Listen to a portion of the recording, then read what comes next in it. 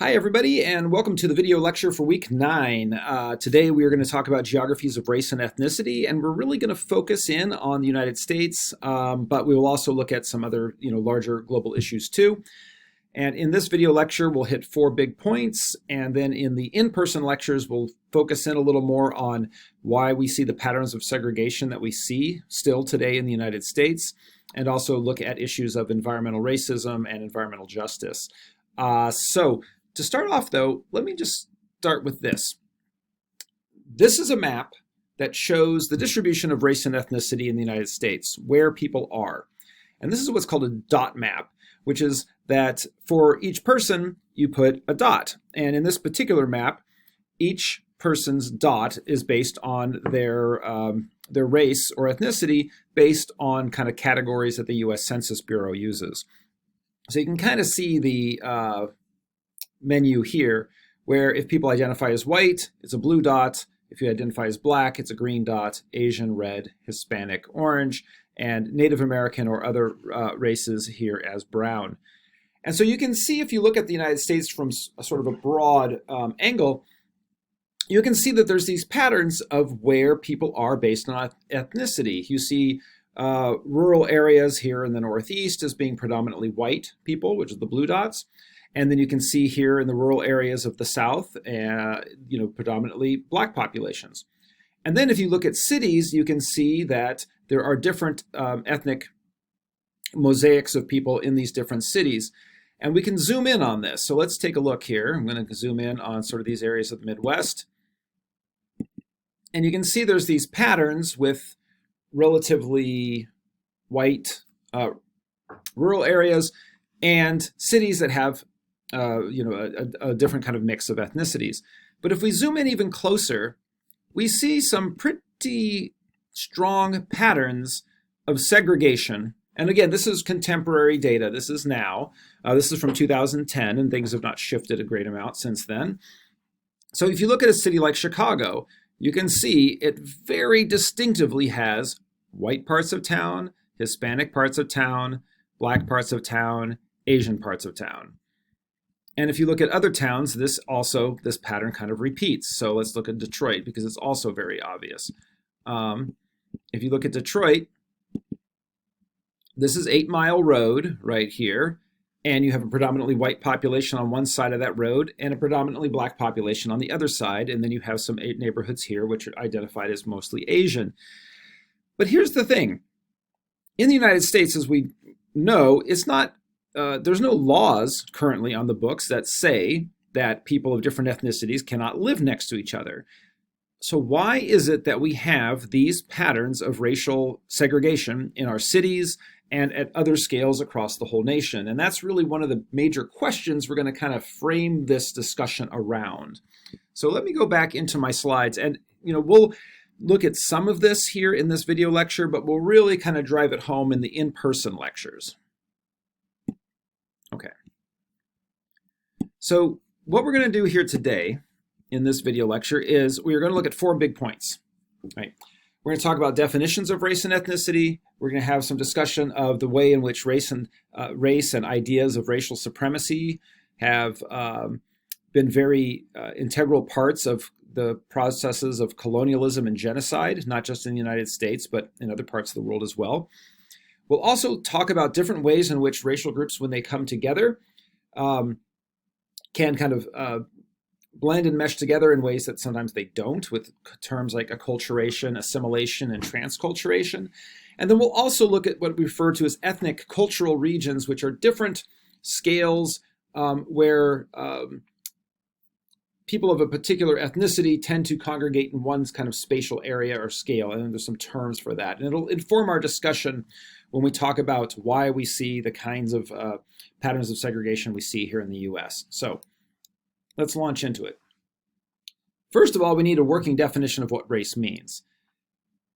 And here's what we got. This is from the book. Basically, this idea that race is a classification system that is sometimes understood as arising from genetically significant difference among human populations, or from visible differences in human physiognomy, or as a social construction that varies across time and space. You'll notice that there's actually 3 definitions there, right? this idea that's a classification system of people. It's the idea that here's the three differences though. Does it arise from significant genetic differences among people? Is it just based on how people look? Or is it a social construction that varies across time and space? Right. Well, we have to kind of tear this definition apart a little bit to understand what we're really referring to here. And I think this last definition, that it's a social construction, is actually the most accurate, but we have to kind of understand what that means. By social construction, what we mean is that these racial classifications that are used in the United States are just that, social constructions. We made up these categories, right? We've talked in class a lot, back when we talked about relational ontology, and we talked about hybridization and how everything that exists is a mix of other things. Well, that's definitely true when you're talking about me and you, right? And we also read that article about your family, past, present, and future, right? This idea that everybody on Earth is your cousin.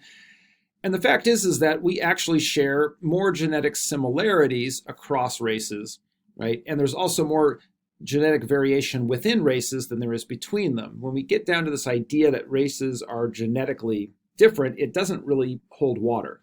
That's not necessarily accurate.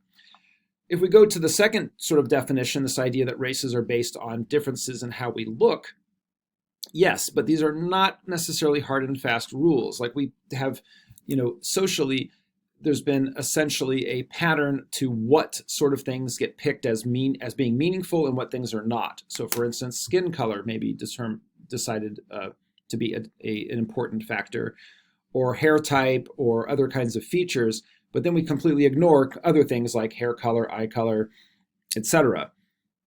And so this is why that last definition is so important, is that we have to understand that all human beings are a mix of all sorts of different heritages and different physical traits and different skin tones and all that.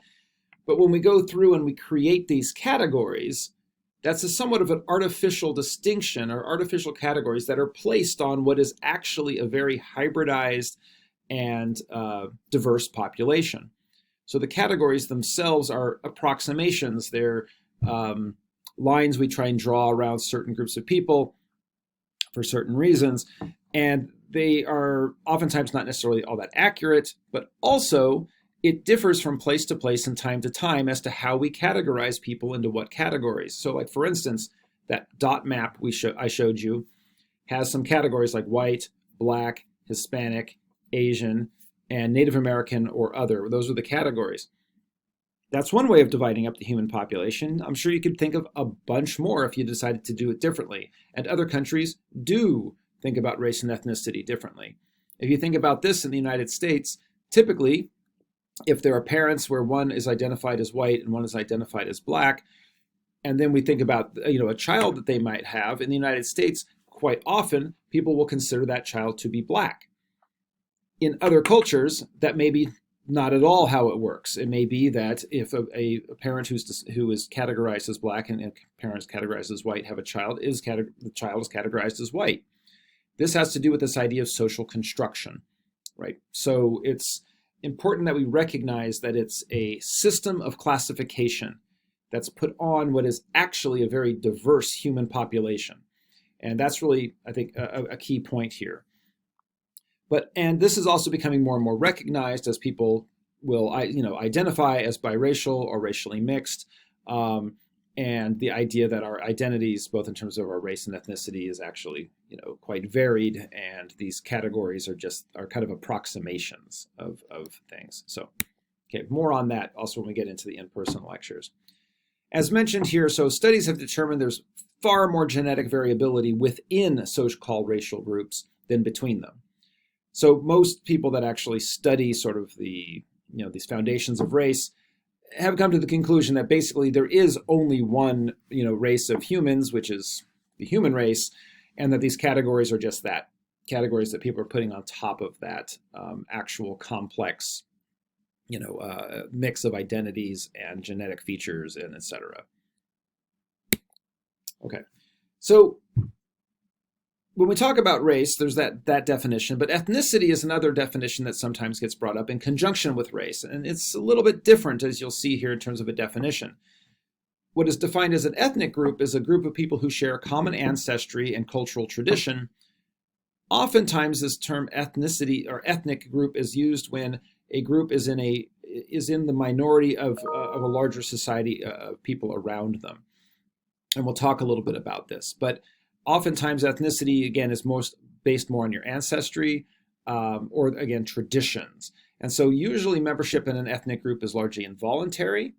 I should also mention that ethnicity and race are a little bit separate. In, like, for instance, the term Hispanic, which was on the other category for mapping or is used in U.S. Census things, is not the same as a race. So you can be white and Hispanic or black and Hispanic because ethnicity is more about the cultural traditions from where your family came from than it is about kind of racial classifications, which again are already somewhat arbitrary. Usually, like I said, that what ethnic group you are determined to be part of is not necessarily your choice. It is something that's sort of assigned to you based on your lineage and your heritage. But the boundaries of ethnicity are fuzzy. They shift over time. You think about the origin of a term like Hispanic. That's something that, if you go back 200 or 300 years ago, of course, this doesn't even exist as a term because it usually is applied in the United States to people whose parents or families came from Latin America and before Spanish came over to Latin America and all of that. It was just considered Native American groups. And so these ethnicities come and go. And it should also be mentioned that the United States is far from the only place that has what we would consider, ethnic groups. China, for instance, has a whole bunch of different ethnic groups. The largest one is what's referred to as Han Chinese, about 90% of the Chinese population of China. But there are many other groups that are considered to be ethnicities within that country, so like Tibetan or Uyghur and others. And so it's something that you do see in other places and countries as well. Okay, so those are sort of those general definitions. And then when we also get another couple definitions, one is racism and another is racial supremacy. And again, these are just taking the book definitions, but racism is the belief that human capabilities are determined by racial classification and that some races are superior to others. And again, it's this idea that these classification schemes that people have come up with to sort of divide up the human population, which is quite intermixed, is the idea that those categories are somehow real, right? That somehow people in different racial categories are actually different kinds of people, and therefore that certain kinds of capabilities are determined by that racial classification. And so connected to that idea of racism is the idea of racial supremacy, which is a political ideology, right? It's the idea that some particular racial group should maintain social, political, historical, or institutional domination over other groups. And so racial supremacy may not necessarily lead to the whole level of genocide, which we'll talk about here in a minute, of saying that they want to wipe out every other race, but it's the ideology that a certain group, self-identified group by a certain group of people determined to be one particular race, ought to be in charge of everything because they are somehow innately superior. And that's this idea of racial supremacy. And as we'll see, plays a very big role in colonialism, as well as in certain, ideologies of like white supremacy and other things that still exist very much with us today. Okay.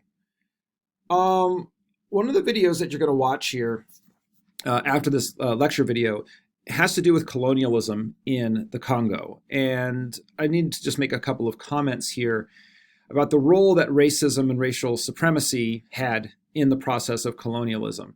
One of the things you'll see in that video is a tremendous amount of violence that, in this case, the Belgians were directing towards people in Africa in order to be able to exploit them. But this ideology of racial supremacy was really important for enabling that project because the Belgians believed that they were superior and that they had to sort of discipline the African population into working for them. And the reason they were able to sort of do that is this belief that that Africans were incapable of governing themselves and were better off with European overlords, even if they were being incredibly violent and exploitive. And so one of the things about this is that there's this idea, that Europe's colonization of vast territories around the world was predicated on the drawing of sharp distinctions between the colonizers and the colonized, usually in racial terms. In other words, the idea that the white colonizers had the right to be in control, had the right to the resources, and that people of other races did not. In conjunction with that, European colonizers would also sometimes use existing splits within the cultures they came into to sort of play different ethnic groups against each other, which helped them dominate the area, which is something you definitely saw in places like Rwanda with the Tutsis and the Hutus, which then leads to a genocide, like even later, like in the 1990s, long after formal colonialism had ended. So just to have a definition of what I mean by genocide, it's the systematic killing of a racial, ethnic, religious, or linguistic group, when an entire group is singled out as being subject to violence and potential extermination. And there have been a number of genocides attempted over history, particularly in the last 100, 200 years. The Rwandan genocide being just one example. But the book gets into all these different ones, like the Armenian genocide during World War I, of course, the Holocaust and the genocide of Jewish people and others that the Nazis took part in World War II. But you can see on this list there's many others too, and also the partition of India, which we just actually watched, right, was another example of a genocidal sort of campaign with both Hindus and Muslim groups, basically trying to ethnically cleanse their territories and killing people and terrorizing them into fleeing into the other neighboring country. But we also should recognize the important role that these ideologies have had on the United States, and things like the map that we just saw in terms of the racial distribution of people in the United States. Because if you think about when all of the land was being distributed, like the structure of land ownership that we have today in the United States, a lot of what we see today has to do with the way land was distributed and claimed back in like the 1800s. And this was a time period when the people that were allowed to make claims to land were predominantly whites and predominantly men. And it was a time when Native American occupancy of these areas was shown as somehow being not legally legitimate, according to the US government. And there were these campaigns of genocide against the Native American populations. So while they were being dispossessed, only certain people could then claim those lands. And at that time period, for instance, people who were Black were mostly barred from making these claims, as were people that had Hispanic or Spanish heritage as well. And so because of that, large chunks of the United States, when all the land was sort of being given out after the genocide and forced removal of Native American groups, went predominantly to white men. And to this day, if you actually look at the who still holds that property, or who had that property and then sold it and essentially got money and got paid for something that they got for free originally, right? And so that helped them economically, kind of sets the scene for a lot of the disparities we see racially in terms of property ownership today, as well as also different economic standing. A lot of it actually can be traced back to these time periods of when the land and wealth of the continent of North America was essentially dispossessed from native groups and handed mostly to one particular ethnic group. And we still see sort of the consequences of that historical time period to this day. Okay.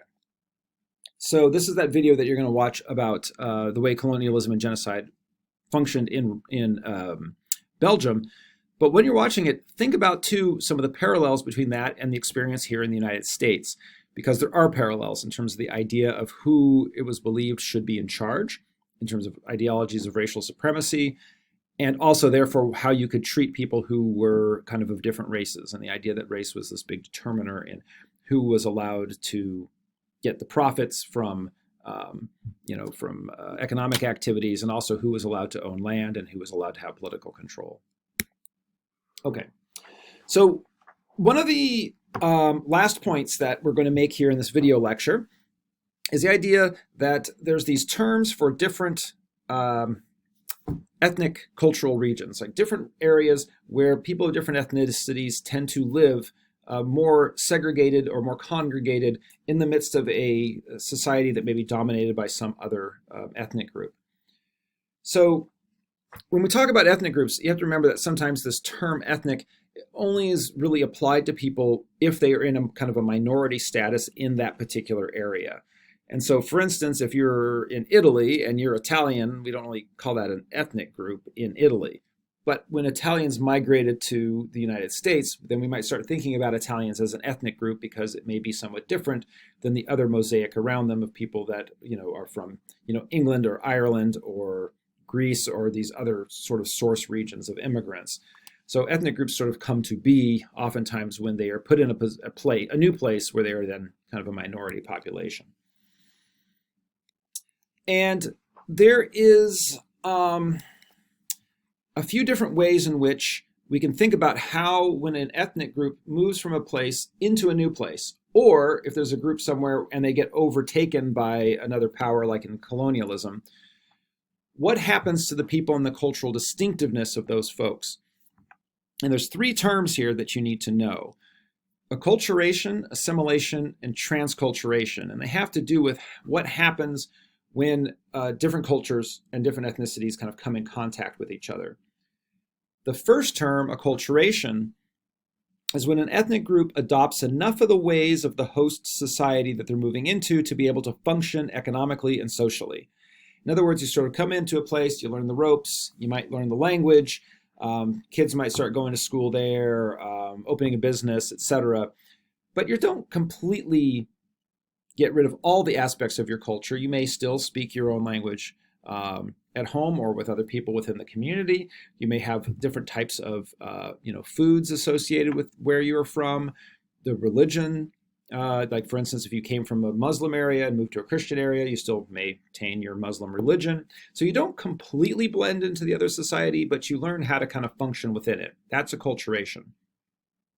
Assimilation is the idea of an ethnic group essentially losing all of its distinctive traits and blending in entirely into the larger society.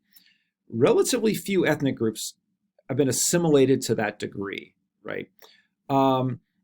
Oftentimes, acculturation is more what you find, that people still maintain a ethnic distinctiveness, even generations after a group of people may migrate to somewhere. So you can think about that in terms of people who identify as Irish.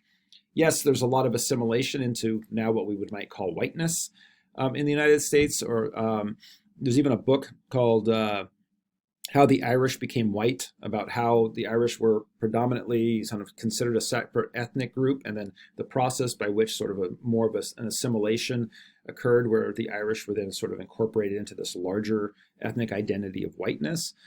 But as we know, there are still things that people associate with an Irish culture, with particular holidays and other things. So that's not still completely assimilated. The last term here is transculturation.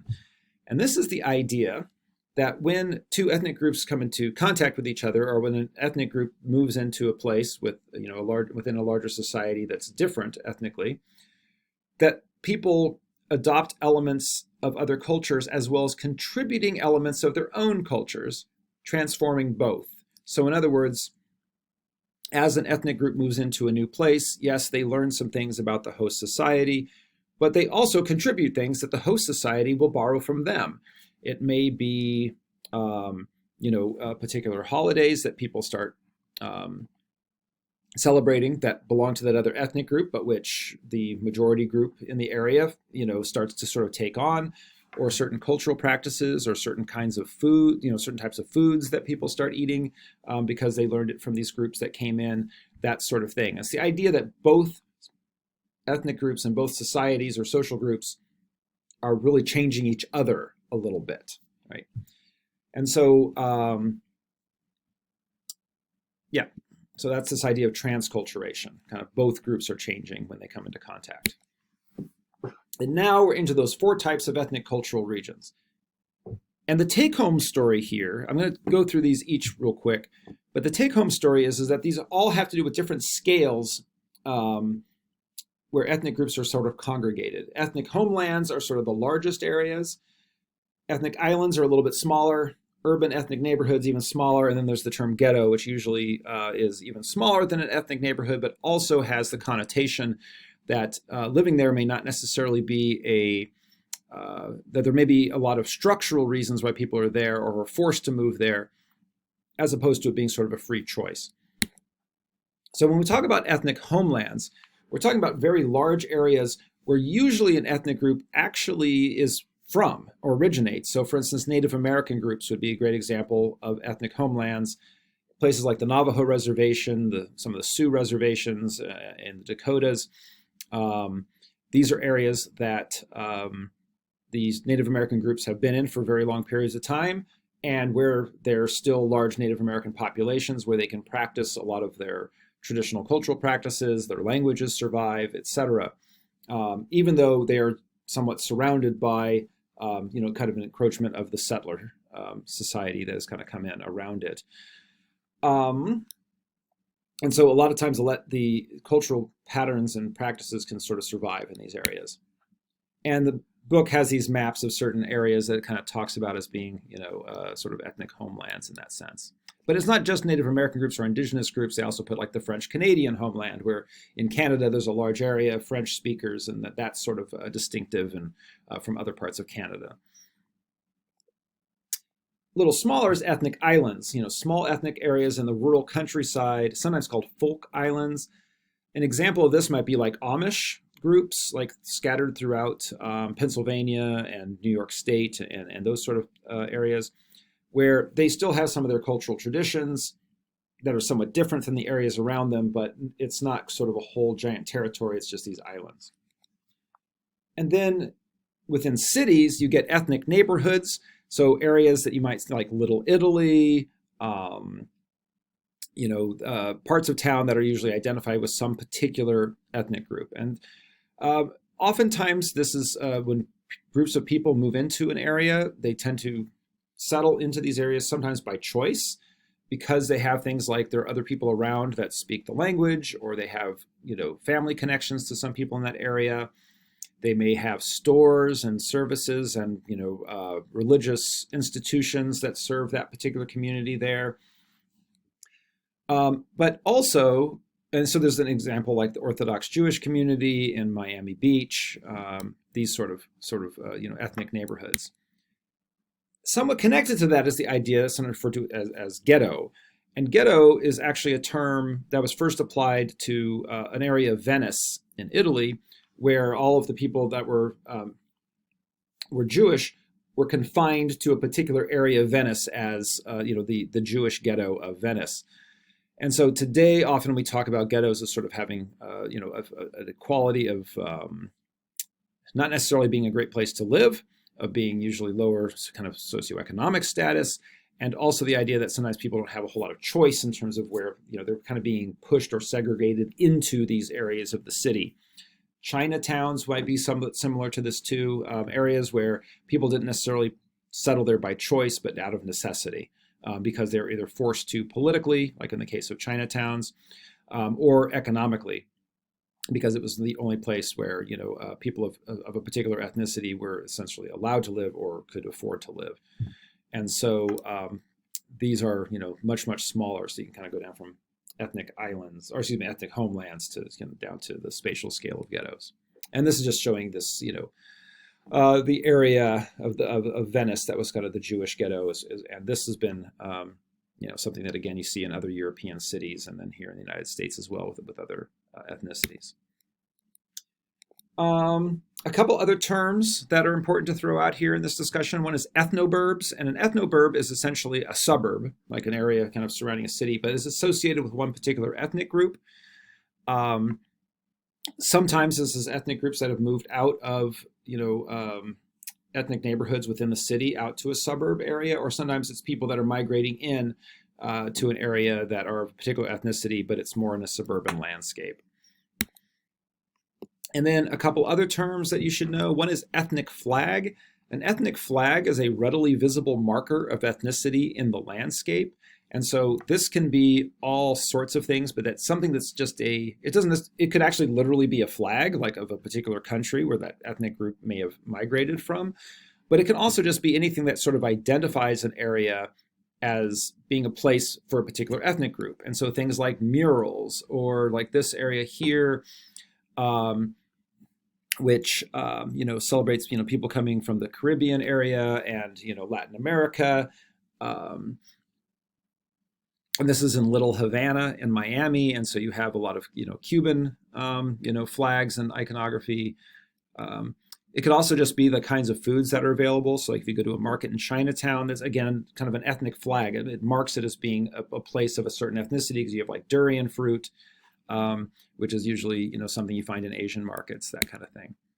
And murals of other kinds, kind of identified with particular ethnic groups, also is sort of a sign or a symbol that that's an ethnic group that is in that particular area. These maize granaries, which indigenous groups in Mexico are kind of associated with that. So if you see this in the landscape, you know that this group is sort of there. And then the last term that I want you to know is ethnic substrate. And an ethnic substrate is essentially the regional distinctiveness that remains following the assimilation or the forced relocation of an ethnic group or ethnic homeland. And so, in other words, there are some places where an ethnic group may no longer really be in a particular area, but there's a lot of names of things that might be from the groups of people that had been there previously. So we talked in this class about the Etruscans in Tuscany. It's an ethnic group that doesn't really exist anymore. However, Tuscany has a lot of things that are unique in terms of its architecture, in terms of its foods and things like that, that kind of demonstrate that that ethnic group used to be dominant in that area.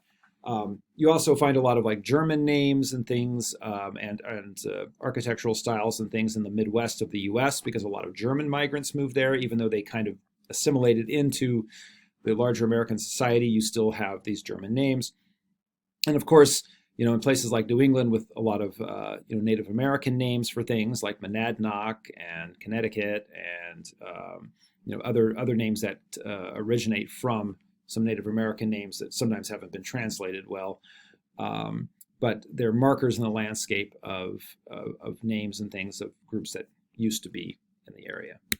Okay, so a lot of material there, but it sets us up for in-person lectures. Don't forget to answer the discussion questions now on Canvas, and also watch that short, like 7-minute video on colonialism in the Congo. And that's it for this week until I see you in class. Thanks.